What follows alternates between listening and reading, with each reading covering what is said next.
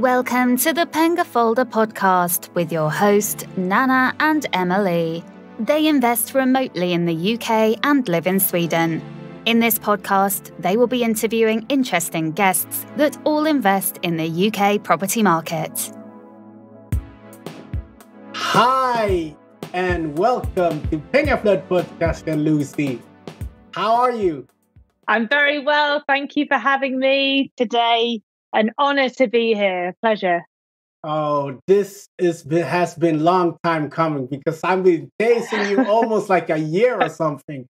I'm so inspired what you and your wife have done in the property space because we try to emulate it as much as possible. So I think this interview will be very helpful for people that want to do the same strategy, and plus I will learn a lot. Bless you. We've been like passing ships in the night trying to get this interview. Both busy schedules, hectic, but we've got there in the end. So yeah, I'm happy to come in, share the ride, share the journey, and if there's any little tidbits from anyone out there, then that's what it's all about. So happy days.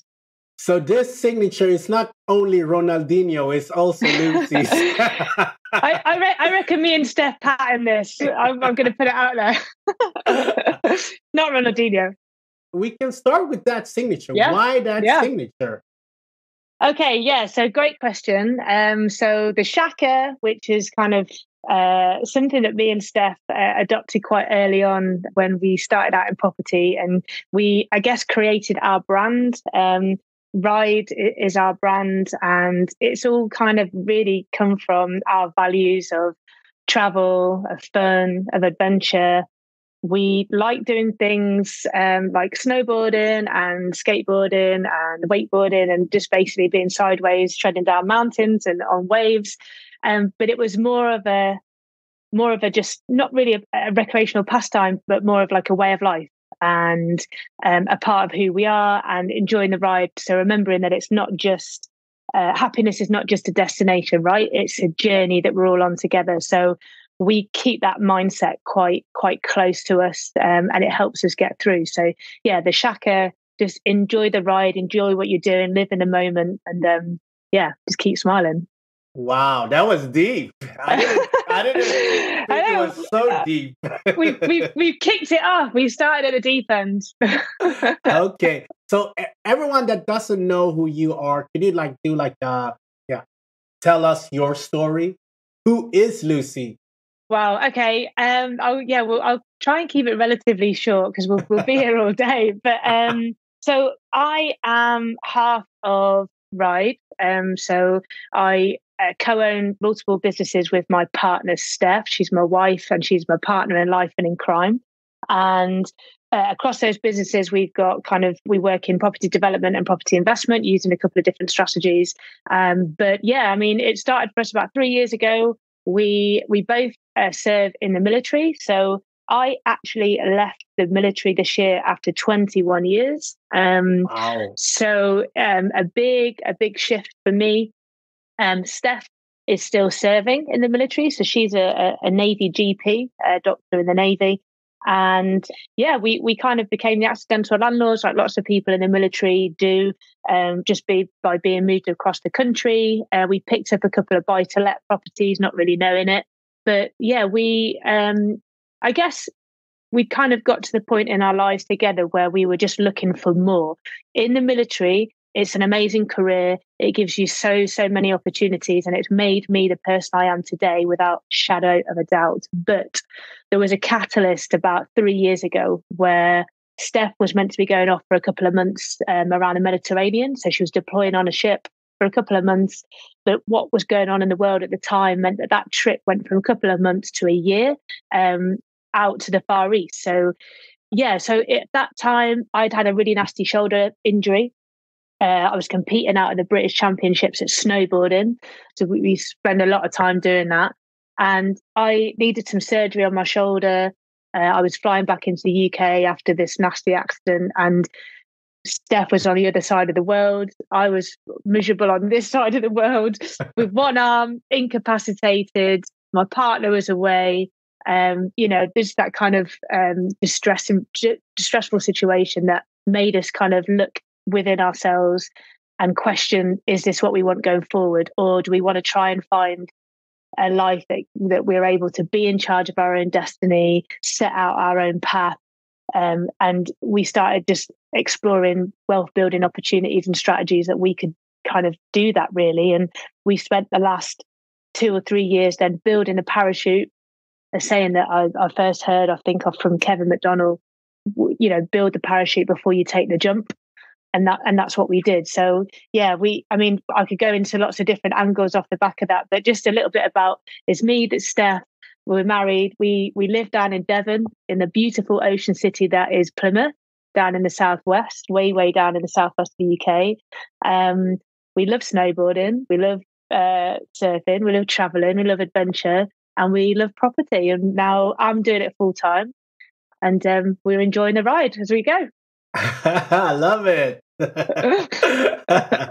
So one question that me and my fiance had was, how do you separate business and relationship? Because like you're literally doing everything together and you're living together, and like everything is like together. Yeah. That's a good question. And I guess we're quite lucky because we like spending time together. We've been together since we got together back in 2010, and luckily we enjoy each other's company still. And I guess property is difficult. There's some serious challenges that we have to try and overcome. It's not a bed of roses, and I never kind of make out it is. And, I feel so like blessed and fortunate that I get to share that journey with Steph. Even though Steph is still serving in the military, she's still now got 9 to 5. So I guess, every single moment of the day together, really, we're either talking about business, creating our future together, or we're doing the fun stuff that we enjoy together. So yeah, I guess we are, it is full on. And I don't really think we do separate it out at all. But luckily for us, that works. But I can see how for some people it can be challenging. But for me, I'm just so glad that I've got somebody to share that journey with, because I know lots of people that their partners don't share the same passion, or they don't really get it, and it can be a really lonely game. It can be a lonely business. So I think what we try to do, it's more about kind of not letting like business take over absolutely everything, and making sure that we have time to decompress, to do the things that we love, to take the dogs out to, onto Dartmoor and go and enjoy a bit of nature, and have that time for ourselves to decompress in and amongst the craziness, and especially when you're trying to do it with a full-time job as well. But yeah, in terms of separating out, I don't think we're very good at that. No, yeah, it's a bit like me and her. We also, but it's always interesting to ask people that are doing the same and are doing it with their partner. So my following question: let's say if you have a deal, and let's say if one of you don't agree, do you still follow through, or how do you do it? So I think, again, like, we are fortunate that me and Steph both possess very, very different skill sets. So therefore, we dovetail each other really well. There's things that Steph is really, really good at that I'm definitely not. And I would, trust her kind of, skill set with that completely, and vice versa. So I think we are quite fortunate in the respect that, we can bring those skill sets together, and we trust each other on our own preferred skill set. So, I think to date, we've not really come up against that yet. I'm certainly more of an emotional kind of investor, I guess, whereas Steph is a lot more analytical, a lot more kind of strategic. She'll sit back and she'll work through things, where I'm a bit more like, let's just get out there and do it. And so Steph is the weights and measures which I need to bring me back down, and likewise, I'm the one that will push forwards. In times where maybe Steph's not necessarily in that same place. So it works out well. That sounds a bit like me, and Steph sounds like like Emelie. I think if we were both the same, I think then yeah, there'd potentially be, you know, kind of friction there. I could see, you know, especially in the stressful world that is property and business. But luckily, you know, we have different skill sets, which works well. Yeah, perfect. So literally, I saw, like you mentioned, 3 years ago, I saw your ride when you started. I think the first course you took, but you can correct me if I'm wrong, was the No Money Down. We took it as well. Yeah. And I just saw like how you scaled the rent to rent, and then you started to, correct me if I'm wrong again, purchasing property and then going into development. So why did you start that? Like, if you could go through that journey and why and how and Yeah. So so we did the Masopi. So that was when we were in our educational phase of our journey. We were starting to get to networking gigs, and we were going to the property seminars to be introduced to these different ways and strategies in which you could, you know, utilize property to make money.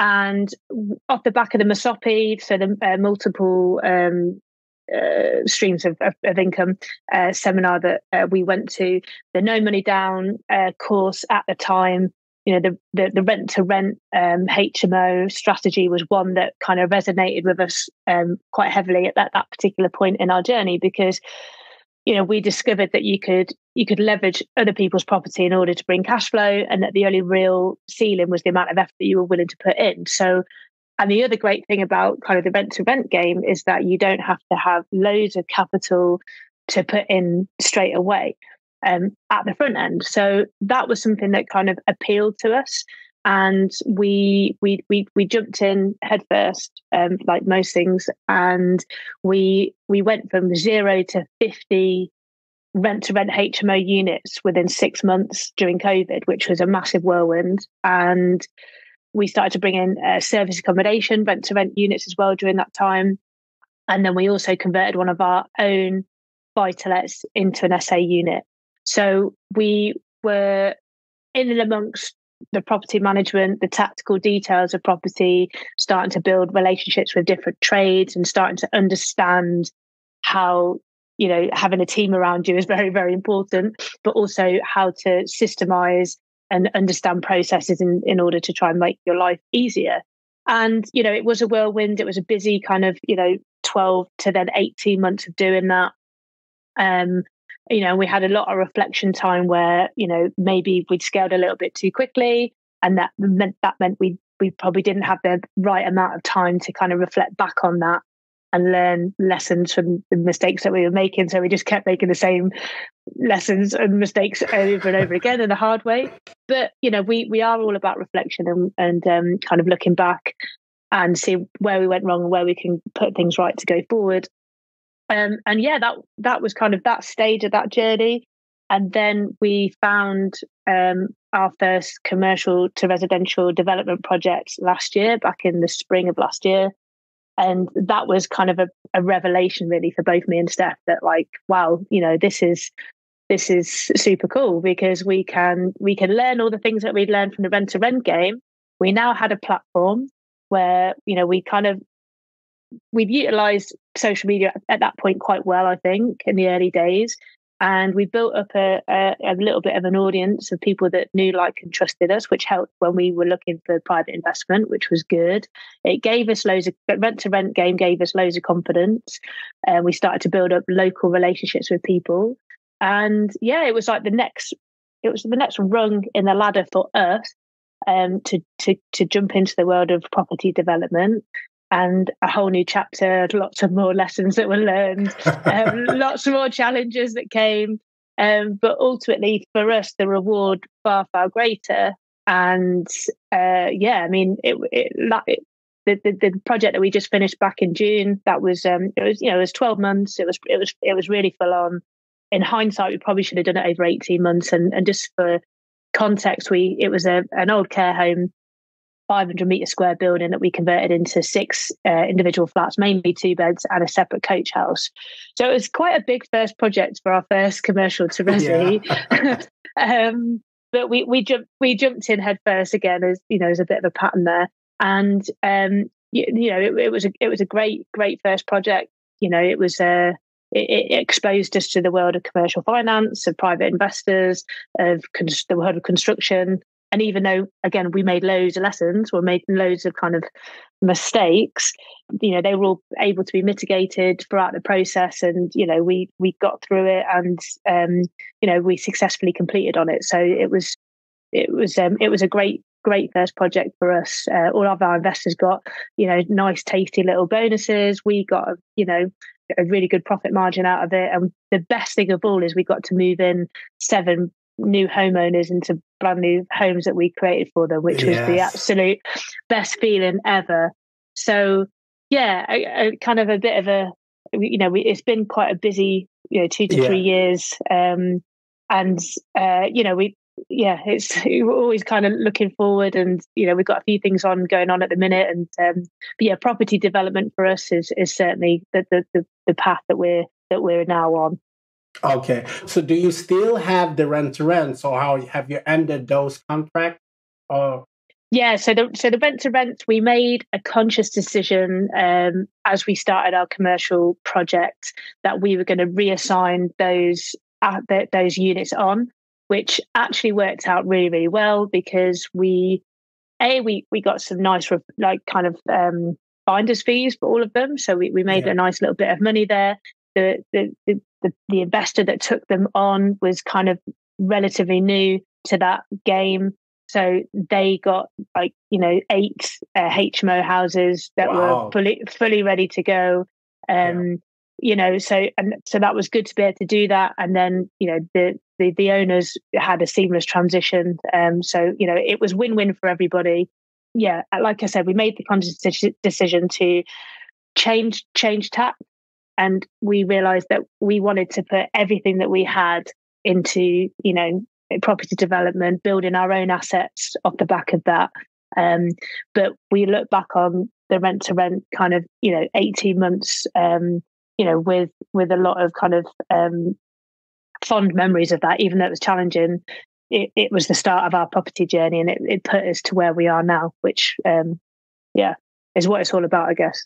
Yeah. So you mentioned now when you're doing a development, are you gonna do flips, or are you gonna retain some properties now? I know the first project was you sold them all, but like the next one, and like heading into, like, they're saying we're in a recession now. Yeah. Officially. It's official. Yeah, it's official. What are your thoughts moving forward?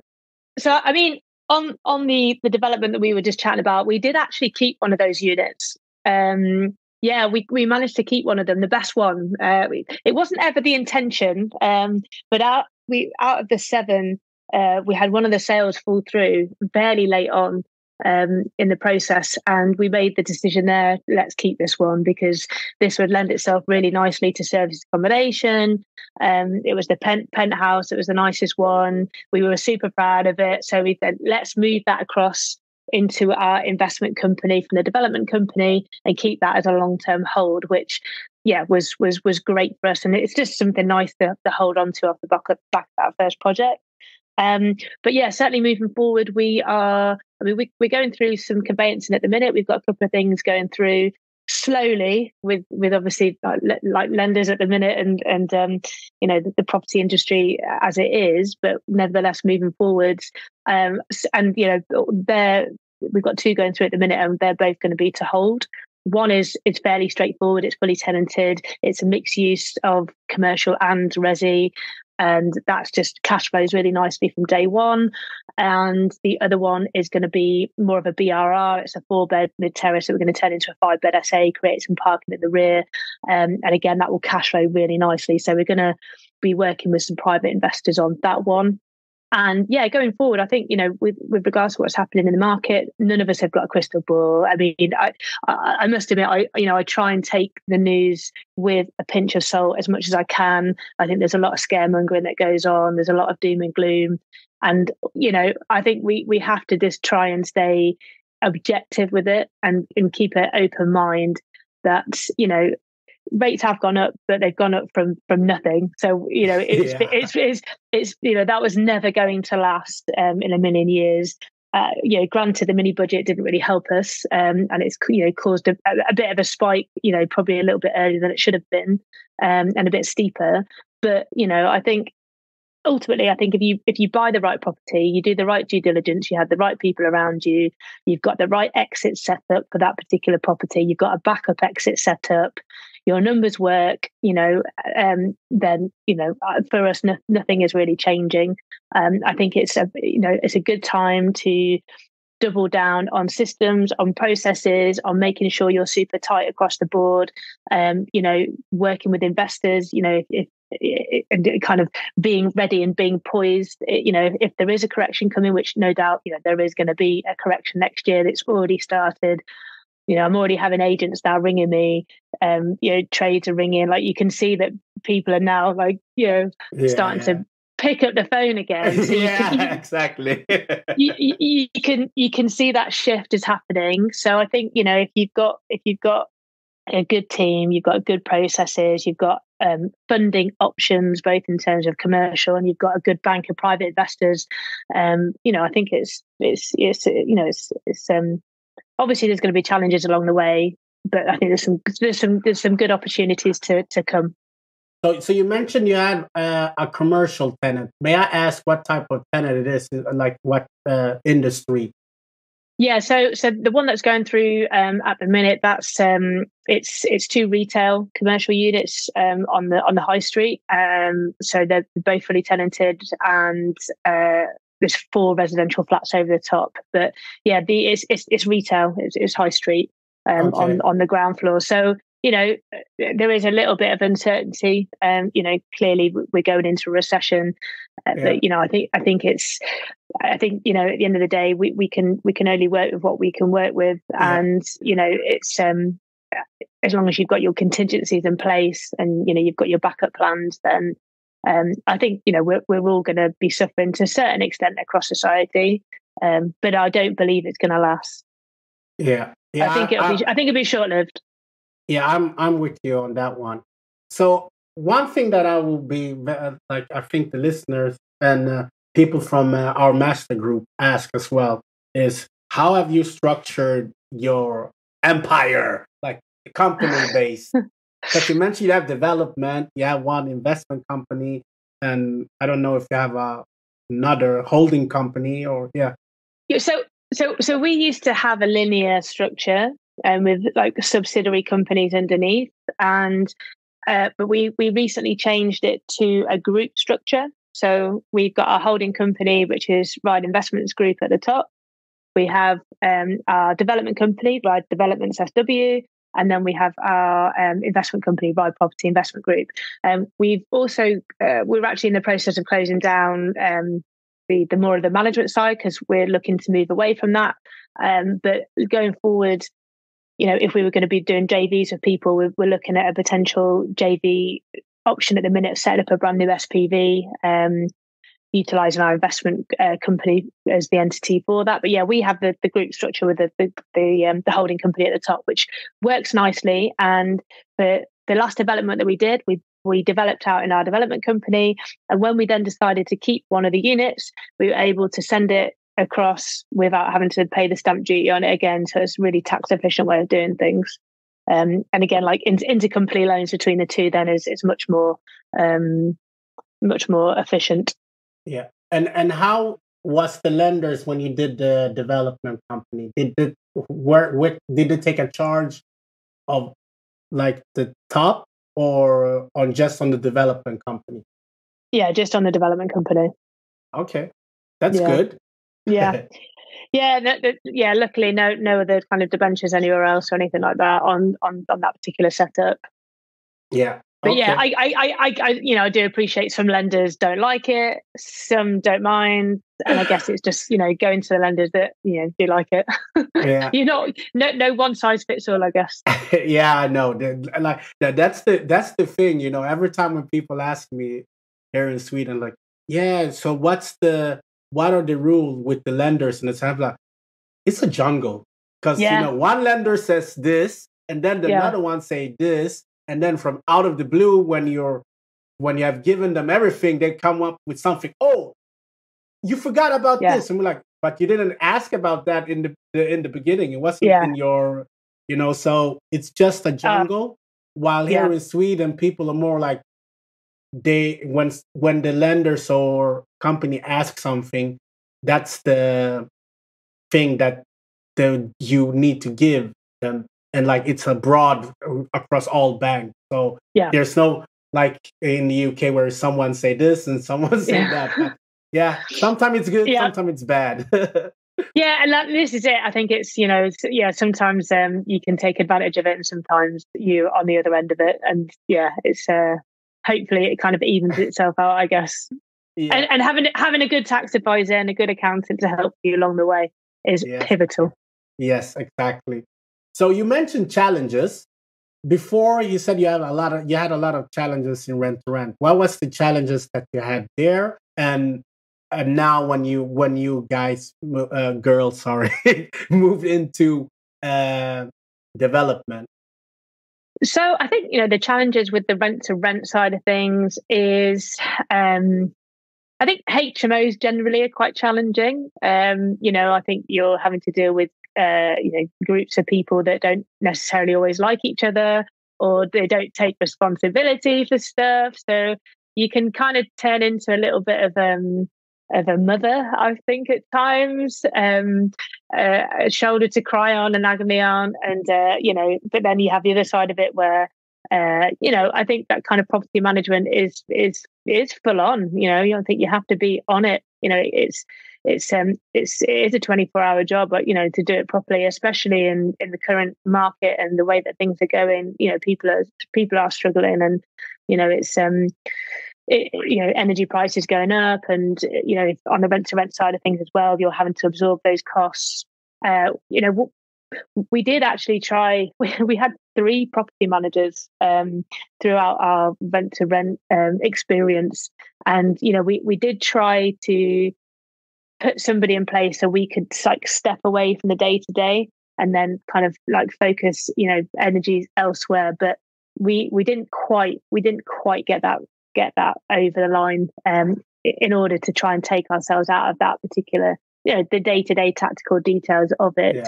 We had everything. We had kind of drug dealers that we'd taken on from like existing tenants that we could never get rid of, and tenants that didn't pay, and tenants that were beating other tenants up, and it's I think we had a bit of everything. I think we had a bit of it all. I mean, some of it was great, but there was definitely the challenges. I think sometimes not all landlords or owners of property are willing to invest into their buildings, so you kind of sometimes maybe feel like you're just putting a plaster over stuff because clearly your bottom line is your bottom line, and rent to rent you can't you haven't got big chunks of money that you can invest into the property because it's not yours. So I think sometimes we struggled with that element of it more than anything. But like I said, I think there's the challenges that everybody goes through in rent to rent, and it can be full on, and you do need to get your processes and your systems like down, to try and automate and systemize as much as you possibly can. But like I said, I think because we scaled quite quickly, like 0 to 50 in 6 months, like it was quick, and I don't think we always gave ourselves enough time to get things as good as they could have been on reflection.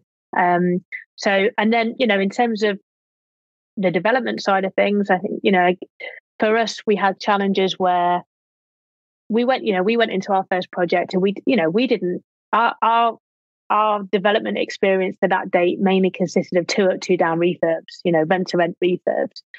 We had no construction knowledge. We had no real insight into commercial finance, into VAT, into CIS. Like it was, there was a lot of things to learn very, very quickly. And, there's the kind of the principal contractors aren't always the easiest. And, the challenges that can arise from that if you don't necessarily see the red flags early, if you're not experienced in that world, you can be caught out. So, there was a lot of things kind of looking back where, now looking forward, we learned the things. And I don't regret any of those, areas that maybe we were caught out on a little bit, because actually that was the real growth. And that is where now going forward, we feel so empowered, and now knowledgeable, and now actually have lived and breathed that experience, rather than just listening to a podcast. Or not that you can't get loads of info from a podcast, but it's true. Reading the books and listening to an audible about how you can be rich in like a week doing this particular strategy, and how it's all easy, and how you only have to give like 1 hour a week of your time to grow a property business, which is just BS. Like, we all know that. Yes. But my one of our kind of strengths is, we feel the fear and do it anyway, and we have the courage to take the leap and do things. And I think that is where the real growth happens, and that's where we learn. So in a nutshell. Great answer. So you mentioned, it sounds like you don't like HMOs then. So you prefer the SA instead of HMO? Personally, so it's funny because now we have any of our properties, or our previous buy-to-lets that we maybe turned into SA, or any properties that we now will develop out and hold. We've actually got some of our properties now with rent-to-renters. So people that are doing the long-term lease on our properties, because we see the massive benefit and value from that. And it allows us to be passive with our properties, and then we can go and focus on, the next deal, building the next relationship, finding other synergies out there that can benefit. So it's, that works for us really well. And we kind of have done like a 360 on that. We've fully done a 360. But yeah, in terms of your question, I will probably kind of confirm now that I will not personally manage a HMO again. No, I'm not doing it. I like the SA I like the SA side of things, because from personal experience, I think that you can automate and systemize far easier on the SA model than you can the HMO model. Simply because, room inspections, kind of checking people in, checking people out, you have to physically be there a lot more.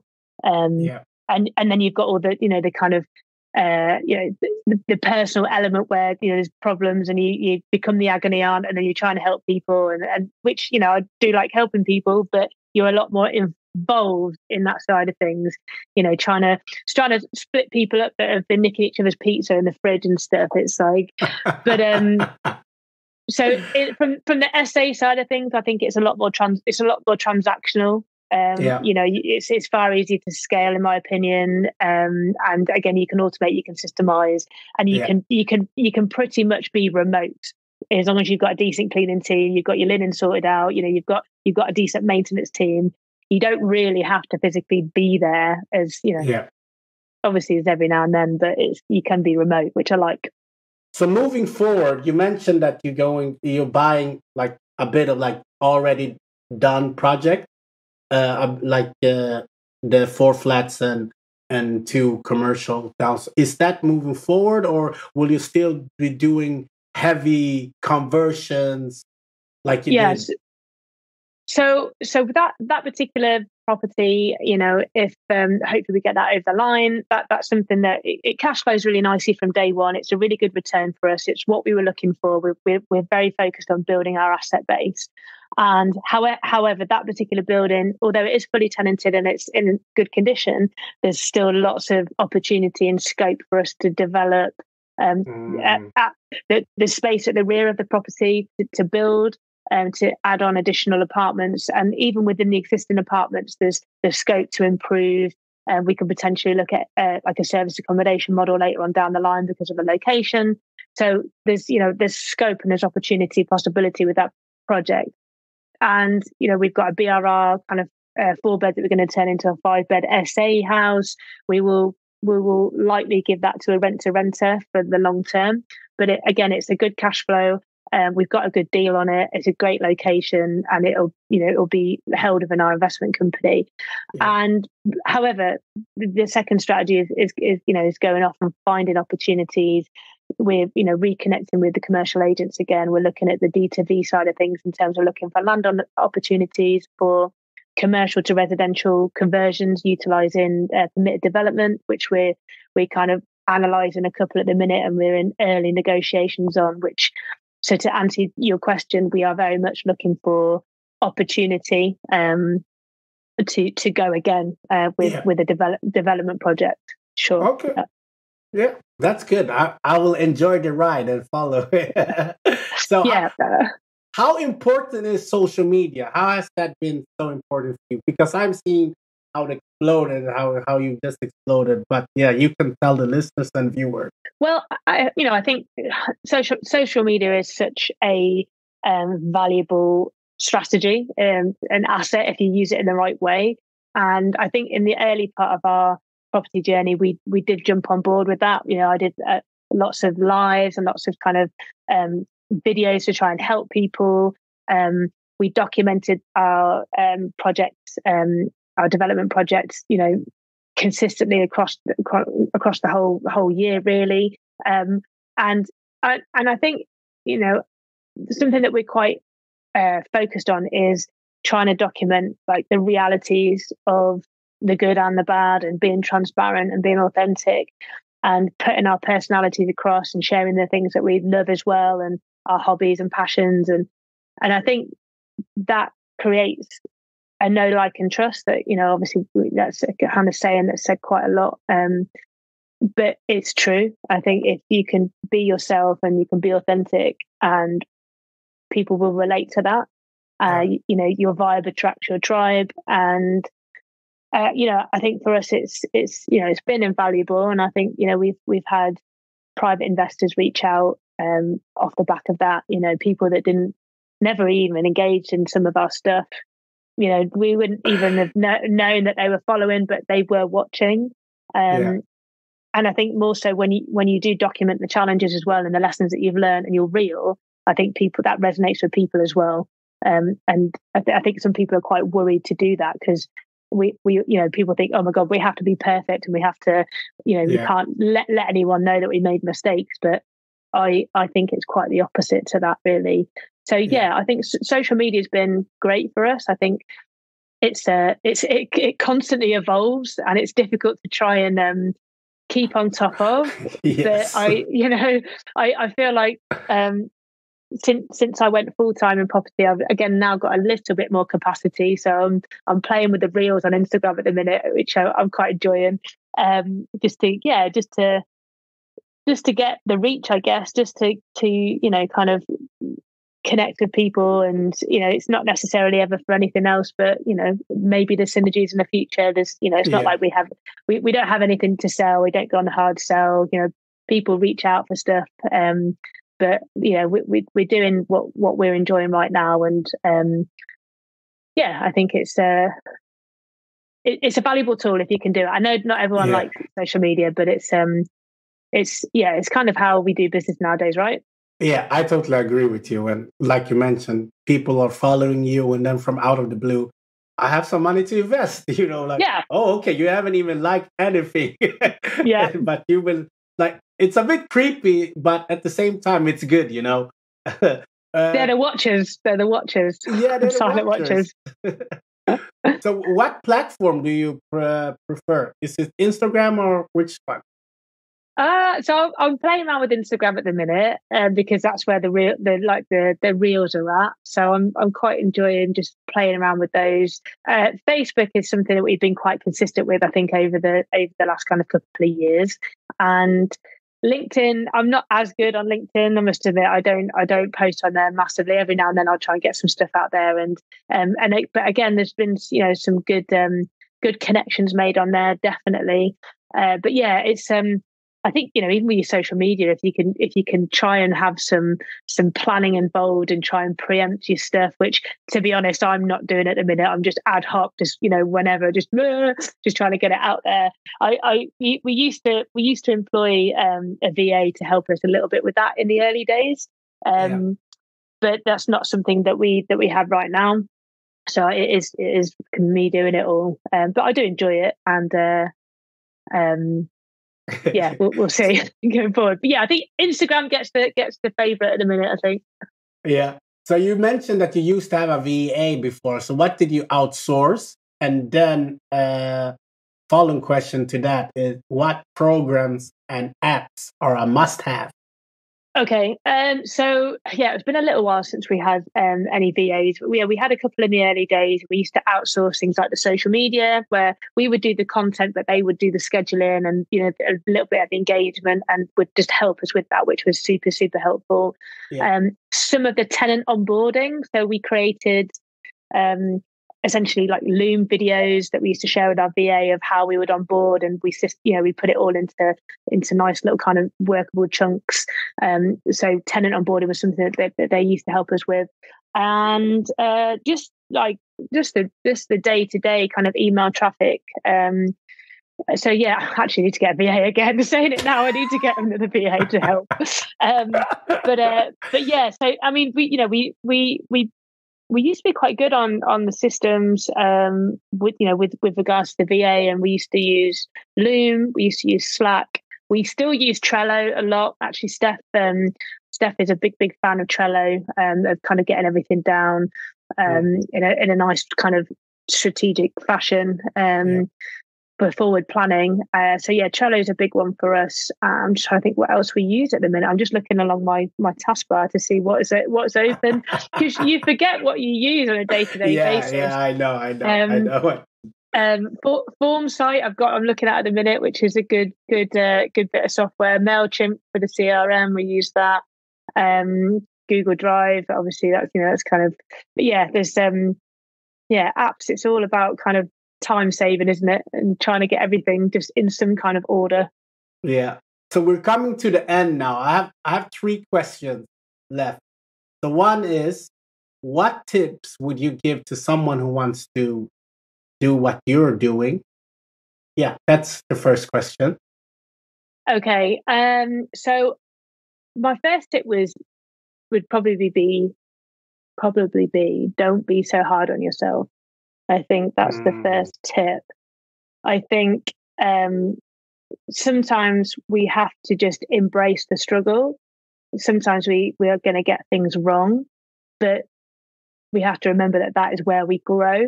So I think kind of not being so hard on yourself, because it is tough and it is stressful, and you are going to get things wrong.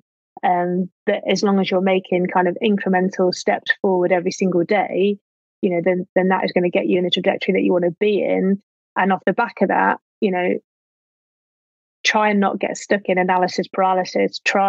Because we can download all the information, we can go to all the courses, we can listen to people, we can get mentors, we can, do all that stuff. But if we don't take any action, then we're never going to move forward. And that's something that we're a big advocate of, is just taking daily action. That's you've got to just do it, like just get it done, just do things. If it's just like getting a pen and paper and writing out 3 things before you go to bed at night that you need to do the next day, and just get them done. So yeah, taking big action. I think there's often a misconception that like having courage is the same as being fearless, but I truly believe that courage is accepting the fear and doing it anyway. So have courage in what you do. Trust your intuition, trust the people around you, trust your skill sets, trust the education that you've had, and then just do things. Just take action. That would be some tips. Yeah, that was great tips. So you hear, listeners and viewers. So second question, what book or books would you recommend people to read? It can be property, it can be personal development, it can be whatever. I think there's always a book that comes to mind to me straight away, and that is the Life Leverage book um, by Rob Moore. That was a book that I listened to in the early days of discovering property and business, and that probably changed a lot for me. I think it's just kind of recognizing that you don't have to do everything yourself, and actually you shouldn't do everything yourself, because there's people that are far more skillful at things than you are, that can do a far better job. And I think it's kind of like just starting to appreciate who out there in the world can help me and can make my life easier. So Life Leverage, all the little ways of thinking of how you can make your life easier and how you can move forward in a more efficient way. Life Leverage, that was a good book for me. Okay. And Rich Dad Poor Dad as well is probably a second. I mean that's the game changer. That's two good books, really good books. And they're on audio, people, as well, if you don't like reading books. Yeah, Life Leverage is listening to audibles and listening to podcasts, so you can do your net time. You can listen to it while you're running and doing exercise, or driving, whatever. Yeah, I always do that. Yeah, 100%. So if you had unlimited funds, who would you have as a mentor? Who would I have as a mentor? I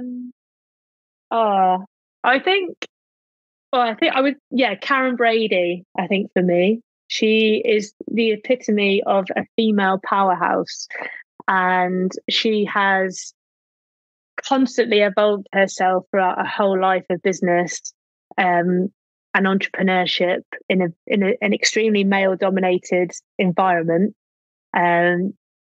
She was one of the directors at a football club, for God's sake, and she just grows from chapter to chapter. And I think she's incredibly inspiring, because she's done everything, with having a family, with having to run normal day-to-day life as well. She's embraced the struggles, and she's hugely successful. So I think Karen Brady. Karen Brady. That was a first, but really? Like you said, no one has said that. And I've had a lot of females. I think majority of my guests are females. Really? Yeah. No, but okay. She was meant to be at the EMC that's happening in London the end of this month, actually. She was meant to be one of the guest speakers I'm getting her 3 days in London, and she's apparently had to pull out, so I'm absolutely devastated. But that's the Entrepreneurs Marketing Conference, so it's going to be, I'm looking forward to it. But she was meant to be there. I was so close to meeting her. Now she's not. Devastated. Next time. Yeah, I'll have to visualize it. It's going to happen. Happen. So Lucy, this has been epic, and I have enjoyed the ride with you. If anyone wants to get hold of you, reach out, whatever, follow you, how can you do it? Oh, okay. So, I mean, I'm on all the platforms. So, I'm on Instagram. So it's Lucy Ingram_ride. So I'm on there. I'm on Facebook, Lucy Ingram. I've got a page on there. I'm on LinkedIn, Lucy Ingram. We've got a website, which, if anyone's interested in the development side of things, which is ridedevelopmentsSW.com. And again, for the email, it's hello@ridedevelopmentsSW.com.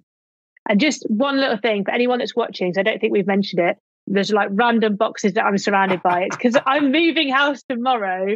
So I don't normally have like just loads of random boxes in the background. So, but if anyone wants to reach out, then please do. I'm always happy to, even if it's just to connect and say hi. I definitely believe that property is a people business, and it's all about the relationships that we form.